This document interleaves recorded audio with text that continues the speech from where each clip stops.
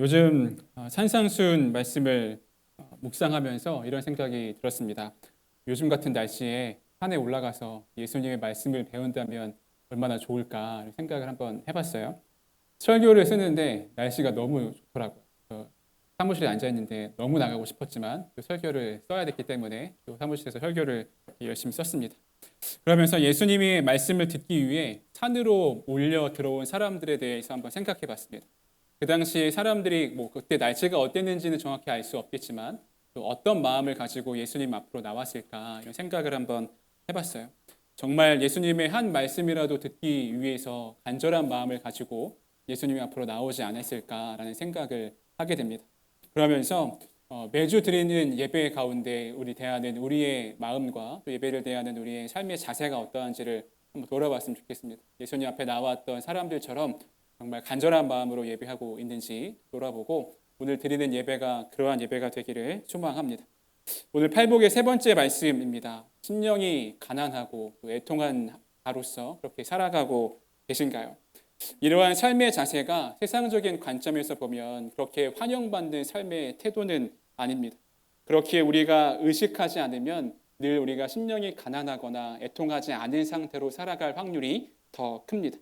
심령이 부유하게 살아가고 애통하기보다 쾌락을 쫓으며 살아갈 가능성이 더 크다라고 하는 것입니다. 그래서 우리가 늘 말씀 앞에 있어야 돼요. 오늘 본문을 통해서 우리는 온유한 자가 복이 있다라고 말씀하고 계십니다. 그나마 이 세 번째 복이 첫 번째와 두 번째 복보다는 뭔가 마음속에 받아들이기에 조금 더 수월하다는 생각이 듭니다. 왜냐하면 조금 더 신앙적인 것 같기도 하고 익숙하기도 하고 누구나 받아들일 만한 삶의 태도이기 때문에 그렇습니다. 우리가 먼저 온유에 대해서 함께 살펴보겠습니다. 우리가 얼마 전에 하나님의 형상 시리즈 말씀을 나누면서 이 온유에 대해서 이야기했던 적이 있어요. 그때 온유를 하나님이 우리를 통해 평화의 능력을 나타내시도록 우리 자신의 권리를 하나님께 드리는 것이라고 설명했습니다.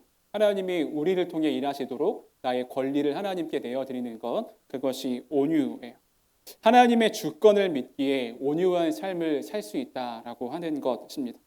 온유의 헬라어는 프라우스라고 하는데 점잖은, 겸손한, 사려 깊은, 예의 바른과 같은 삶의 자질에 필요한 그들을 하기 위해서 한 절제의 마음을 이야기합니다. 쉽게 이야기하면 온유는 하나님을 믿기에 내 힘을 절제하는 것이라고 할 수가 있어요. 타인을 향해 부드럽고 겸손하게 대하는 태도를 온유라고 할 수 있습니다. 그래서 세 번째 복은 첫 번째, 두 번째 복과 관련해서 그러한 삶의 태도로 인해 하나님과 깊이 연관되고 하나님의 뜻과 하나님의 마음을 아는 사람이 행할 수 있는 태도가 온유임을 우리가 기억해야 합니다. 하나님의 마음을 알았습니다. 심령이 가난함으로 하나님의 마음을 알고 애통함으로 하나님의 뜻을 알았습니다. 그래서 우리가 이제 해야 할 것은 온유함으로 사람과 사람 사이에서 공동체 내에서 하나님의 일을 보여야 하는 것이죠. 말씀을 묵상하는데 이러한 생각이 들었습니다. 산상수훈 8복의 말씀에서 왜 하나님의 그 하늘 시민의 삶에 대해서 이야기하면서 온유가 세 번째 복으로 나올까라고 하는 생각이었어요.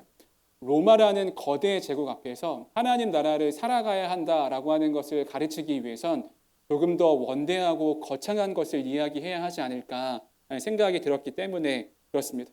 그렇다면 더 반체제적이거나 하나님이 이끄시는 것, 하나님이 원하시는 것이 더 주를 이루어야 할 것 같은데 우리에게 온유하라고 말씀하고 있는 거예요.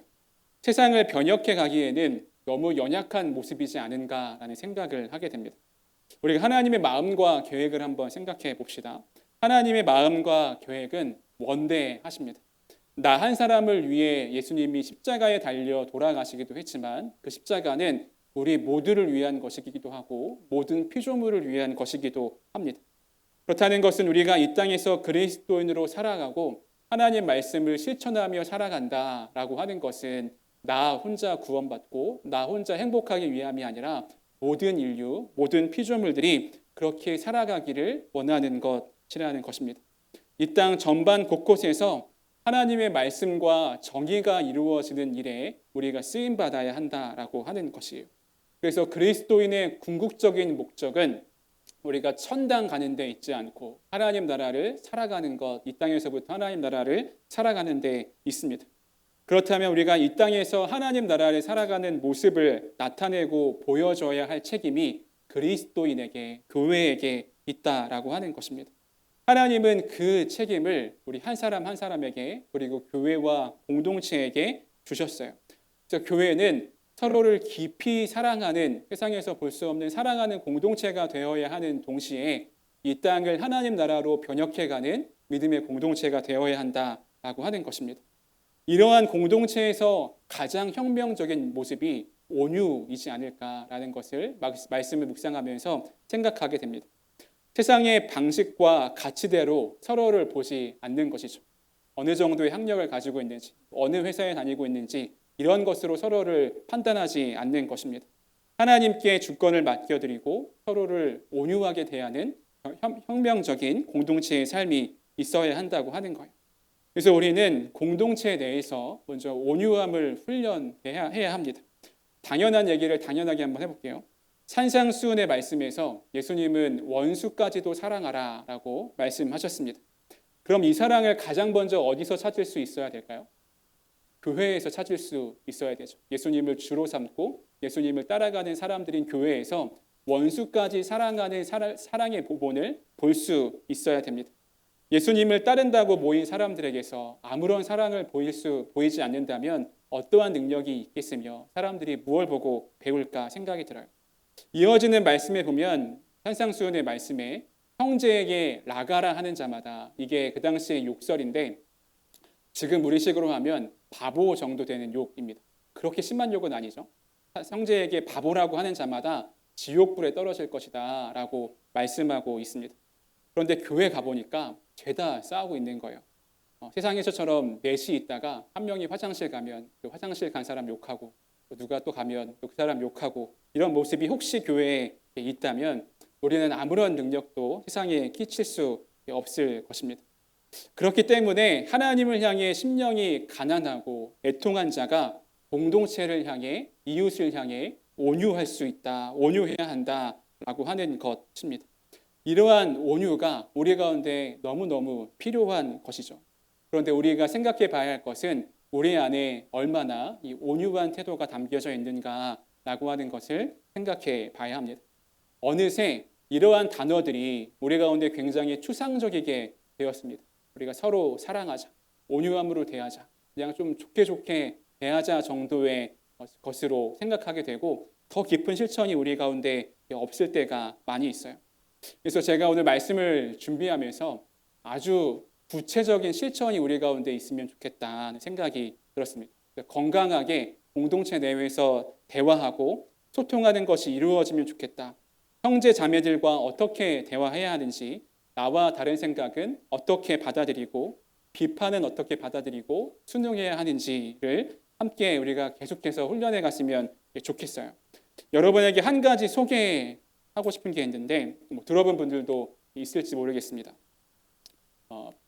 하나만 넘겨주실래요? 비폭력 대화라고 하는 게 있습니다. Non-violent communication이라고 합니다. 이 폭력이라고 하는 단어가 이 문장 안에 들어가서 뭔가 자극적으로 느껴지긴 하는데, 비폭력 대화, 아무런 폭력 없이 대화하자고 하는 거예요. 우리가 흔히 하는 대화 속에서도 폭력적인 요소가 들어있습니다. 우리가 뭐 욕을 하지 않더라도, 막 비난하지 않더라도 우리의 말과 행동과 태도에는 폭력적인 요소가 담겨져 있을 때가 있어요. 상대방을 무시하고 내 생각을 강요합니다.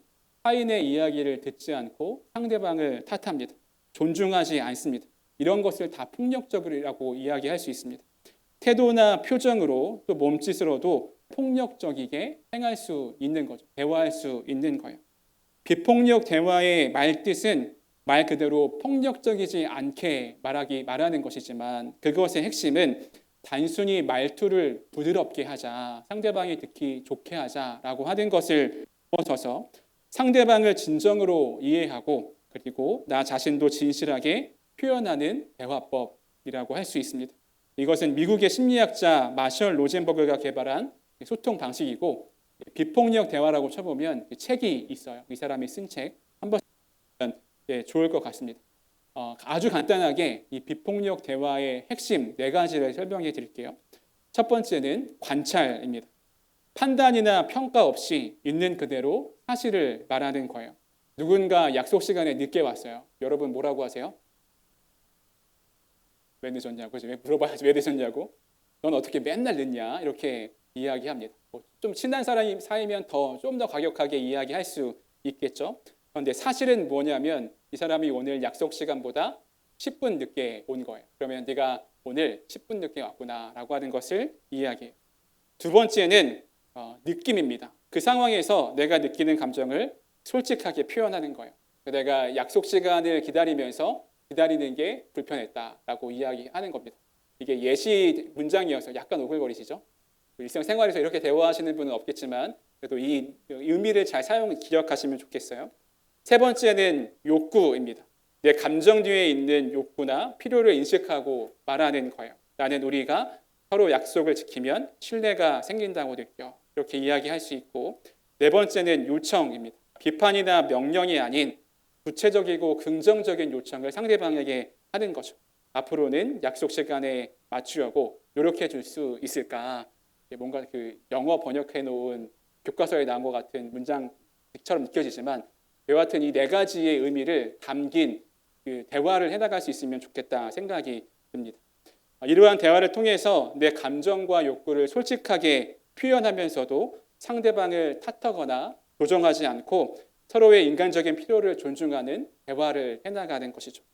서두에서 온유란 힘을 절제하고 타인을 향해 부드럽고 겸손하게 대하는 태도라고 나누었습니다.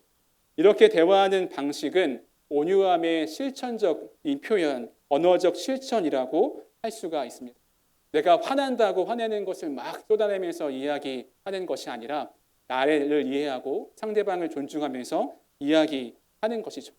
제가 말씀을 준비하면서 이 대화법이라고 하는 작은 실천이 우리 가운데 있으면 좋겠다라는 생각이 들었습니다. 그런데 우리가 하늘 시민의 삶을 살기 위해 더 원론적이고 더 거대 담론을 이야기해야 한다고 생각할 수도 있습니다. 진취적인 사랑의 실천이 있어야 하는 것이 아닌가 생각할 수도 있죠. 그런데 우리가 교회가 모범이 돼야 된다면 우리가 익숙하고 당연해진 관계에서부터 우리 가운데 온유함이 있어야 된다라고 하는 것을 묵상하게 돼요. 우리가 대화 없이 나를 알 수 있는 관계는 없고 또 내가 아무렇게 이야기해도 좋은 사람은 없습니다. 우리 관계 가운데에는 온유함이 바탕되어야 하는 것이죠. 제가 성경을 볼 때마다 참 부러운 교회가 있습니다. 제가 자주 이야기하기도 했는데 데살로니가 교회입니다. 데살로니가 교회는 목회자가 없는 신생 교회였지만 건강하게 성장하고 자라가기 시작해요. 그리고 그들의 믿음이 소문이 납니다. 데살로니가 1장 7절 8절에 보니까 그러므로 너희가 마게도냐와 아가야에 있는 모든 믿는 자의 본이 되었느니라. 주의 말씀이 너희에게로부터 마게도냐와 아가야에만 들릴 뿐 아니라 하나님을 향하는 너희 믿음의 소문이 각처에 퍼졌으므로 우리는 아무 말도 할 것이 없노라. 바울이 이야기하고 있는 지역을 생각해 보면 이 범위가 시흥시와 경기도 이렇게 표현할 수 있습니다. 데살로니가 교회의 소문이 시흥시와 경기도까지 퍼졌다라고 하는 표현이에요. 그런데 아무리 믿음으로 소문난 교회여도 문제가 없는 교회는 없을 수가 없어요. 데살로니가 후서에 보면 데살로니가 교회에 있었던 문제에 대해서 이야기하는데 게으르게 행동하는 형제들을 어떻게 대해야 하는지에 대해서 이야기하고 있습니다. 어떤 일에 대해 마음을 막 모아서 함께 해야 해도 모자랄 판에 게으름으로 행하는 형제가 있는 거예요. 함께 뜻을 모으지 않고 자기 생각 따라서 하는 형제들이 있는 거죠. 그런 사람들을 보면 어떤 마음이 드세요? 답답하기도 하고 내 마음을 다 몰라주는 것 같기도 하고 그런 생각이 듭니다. 데살로니가 교회에도 그런 사람들이 있었어요. 그리고 그런 이들을 상대해야 하는 이들에게 바울이 이렇게 이야기합니다. 데살로니가 3장 13절 15절 같이 한번 읽어보겠습니다. 시작. 형제들아 너희는 선을 행하다가 낙심하지 말라. 누가 이 편지에 한 우리 말을 순종하지 아니하거든 그 사람을 지목하여 사귀지 말고 그로 하여금 부끄럽게 하라. 그러나 원수와 같이 생각하지 말고 형제같이 권면하라. 아멘. 먼저 선을 행하다가 낙심하지 말라라고 이야기합니다. 우리가 왜 낙심합니까? 나의 열심으로 하려다가 낙심을 하게 됩니다. 그리고 형제에게 권면해야 하는 일에 대해서 말씀해요. 누군가 잘못하고 게으르게 행동할 때 그 사람을 지목하여 사귀지 말고 부끄럽게 하라. 이렇게 이야기합니다. 여기까지만 딱 말씀 보면 우리 마음이 막 시원해지죠. 게으른 사람, 내 마음을 따라오지 않는 사람에게 사귀지 말고 부끄럽게 하라. 이렇게 행동하는 것은 우리 마음을 시원하게 하는 말씀입니다. 그런데 더 중요한 것은 무엇인가요? 그를 원수와 같이 생각하지 말고 형제와 같이 권면하라 라고 이야기하고 있는 것입니다. 아무리 그런 사람이어도 내 마음에 들지 않고 내 생각대로 하고 있지 않은 사람이어도 그 사람을 원수와 같이 여기지 말고 온유함으로 형제에게 하는 것처럼 권면하라 라고 말씀하고 있는 것입니다. 이렇게 하는 과정 가운데 왜 화가 나지 않을 수 있을까요? 왜 참는 불편함이 없을까요? 그것들을 다 감수해야 하는 일입니다. 그런데 바울은 그것을 알고 있었어요. 잘못하는 것은 분명히 지적하고 이야기해야 하지만 그 모든 관계의 바탕에는 온유함이 있어야 된다. 서로를 향한 온유가 있어야 된다라고 하는 것입니다. 그리고 그렇게 순종할 때 데살로니가 교회는 건강하게 자라게 되었습니다. 말씀을 묵상하면서 우리 매화 청년교회가 온유함으로 소문난 교회가 되었으면 좋겠다 생각을 합니다. 나중에 언젠가 매화 청년교회의 온유함이 시흥시와 경기도에 불을 퍼지니라 이런 소문이 나면 얼마나 좋을까 이런 상상을 하게 돼요. 물론 그렇게 소문이 나지 않아도 좋습니다. 더 간절한 소망은 우리 가운데 이 관계의 근거와 바탕이 온유함이 됐으면 좋겠는 마음입니다. 그런데 이렇게 생각하는 분들이 있을지도 모르겠어요. 온유라고 하는 것이 너무 유약한 것이 아닌가라는 것입니다. 악한 세상 속에서 살아가려면 더 강력한 리더십을 가지고 휘어잡으며 살아가야 하는 것이 아닌가라는 생각이 들죠. 일면 맞기도 합니다. 그런데 온유한 자가 받는 복이 무엇인지를 생각하면 온유가 얼마나 강력한 것인지를 깨닫게 돼요. 온유한 자가 받는 복은 땅을 기업으로 받는다라고 이야기합니다. 해번역으로 보면 땅을 차지하게 될 것이다 라고 이야기하고 있습니다. 여러분, 전통적으로 땅을 차지하기 위해 해오던 방식은 무엇인가요? 전쟁입니다. 그리고 폭력으로 누군가 상대방의 것을 빼앗는 것이죠. 현대에도 전쟁이 일어나고 대부분의 그 전쟁의 이유는 영토를 빼앗는 것이었어요. 14세기의 백년 전쟁은 영국과 프랑스가 프랑스의 왕위와 프랑스의 영토를 빼앗기 위해 있었던 전쟁이고요. 16세기의 스페인과 잉카 전쟁은 스페인이 잉카 제국을 차지하기 위해 있었던 전쟁입니다. 미국이 인디언과 전쟁을 벌일 때도 마찬가지였죠. 서부로 영토를 확장하기 위해서 그 원주민들을 학살하면서 미국이 그렇게 발전하고 성장했습니다. 가장 최근에 러시아와 우크라이나 전쟁도 그렇습니다. 러시아가 크림반도 동부와 그것을 병합하기 위해서 우크라이나와 전쟁을 시작했고 지금까지 계속 진행되고 있습니다. 기본적으로 땅을 차지하게 되는 방법은 폭력입니다. 전쟁이에요. 그래서 그러한 관점에서 오늘 본문 구절을 다시 이야기해 보자면 전쟁을 잘하는 자는 복이 있나니 땅을 차지하게 될 것이요. 이렇게 이야기하는 것이 더 마땅해 보입니다. 그런데 성경은 온유한 자가 땅을 차지하게 된다라고 말씀하고 있어요. 또 다른 관점에서 생각해 보면 우리가 땅을 차지하게 된다라고 이야기하니까 그러면 뭐 땅 부자가 된다거나 우리가 부자가 되는 삶을 사는 것인가 생각이 들 수도 있죠. 근데 지금 우리가 생각하는 부동산과 그때의 부동산의 개념은 다릅니다. 그 당시에 1세기의 유대인들의 관점에서는 땅을 차지하게 된다, 기업으로 받게 된다라고 하는 말은 더 많은 영토를 차지하거나 부유하게 된다라고 하는 것을 의미하지 않습니다. 그들은 하나님이 약속하셨던 자기들이 살아가는 땅에서 이루어질 샬롬, 평화를 이루기를 원했던 것이 1세기의 유대인들이었어요. 하나님이 아브라함을 부르실 때 이렇게 말씀하셨습니다. 창세기 12장 1절에서 여호와께서 아브라함에게 이르시되 너는 너의 고향과 친척과 아버지의 집을 떠나 내가 내게 보여줄 땅으로 가라 라고 이야기합니다. 하나님이 아브라함을 복의 근원으로 삼으시면서 보여줄 땅으로 가라 라고 말씀하셨어요. 하나님이 보여주실 땅은 무엇인가요?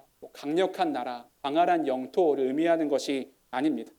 모든 족속이 주께 돌아오고 하나님의 평화가 완전히 이루어지는 곳, 그래서 대적들이 제거되고 완전한 평화의 상태에서 하나님을 예배하는 곳, 그곳이 하나님 말씀해 주신 땅입니다. 우리가 생각하는 성공의 기준, 세상 권력을 누리는 기준과는 완전히 다른 말씀이죠. 우리는 온유한 자는 아무것도 얻지 못할 것이라고 생각합니다. 생존 투쟁에서 성공하는 사람들은 대개 거친 사람들, 진취적인 사람들, 무엇인가를 공격적으로 얻어내는 사람들이라고 생각하기 때문에 그렇습니다. 그래서 그러한 사람들은 온유한 사람들을 함부로 대합니다. 온유한 자들을 짓밟으면서 자기가 원하는 모든 것을 다 얻었다고 생각하기도 합니다. 그런데 그렇지 않다라고 하는 거예요. 우리가 이런 생각이 들 때마다 말씀으로 돌아가야 합니다.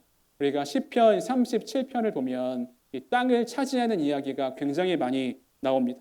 그 중에 한 구절을 보겠는데 더 직접적으로 그 의미를 알려주고 있어요. 시편 37편 11절 같이 읽어보겠습니다. 시작.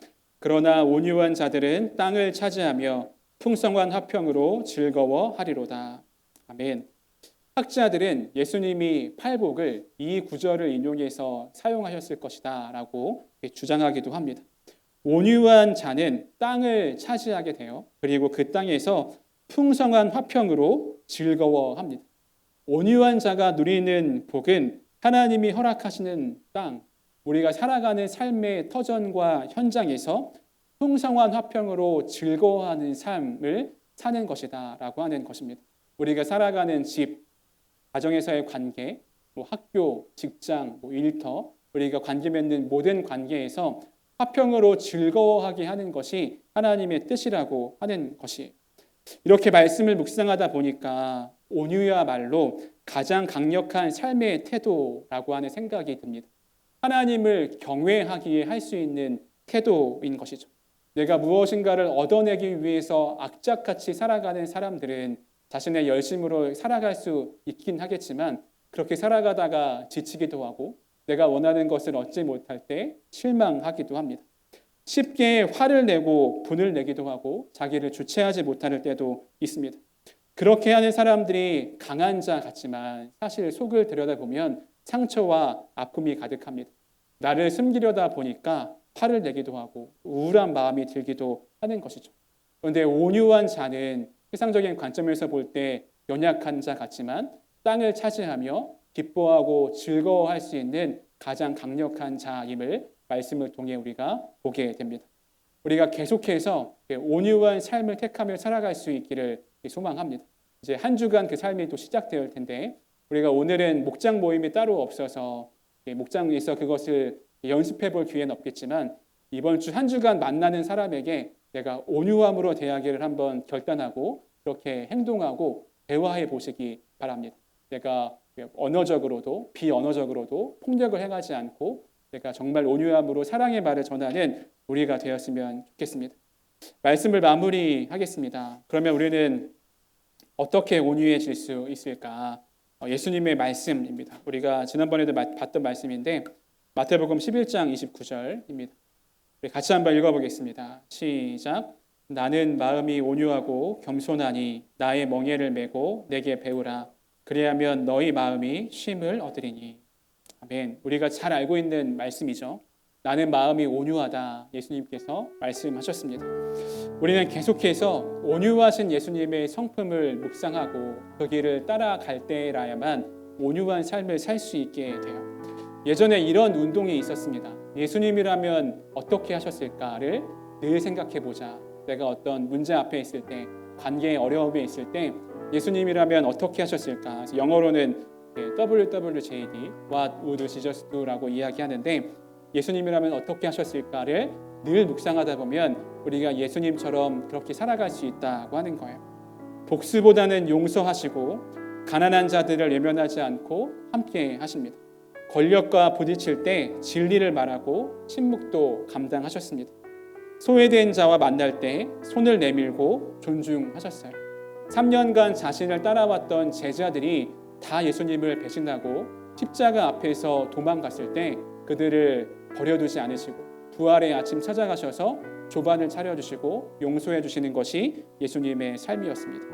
내 안에서 온유함을 찾을 수 없지만 우리가 예수님을 바라보고 예수님이 어떻게 행동하셨나를 기억할 때 우리 가운데 온유함을 회복하고 온유함으로 관계 맺을 수 있게 될 것입니다. 아주 작은 것이지만 내가 대화하는 것에서부터 온유함을 보이겠다라고 하는 결단으로 이렇게 한 주를 살아갔으면 좋겠습니다.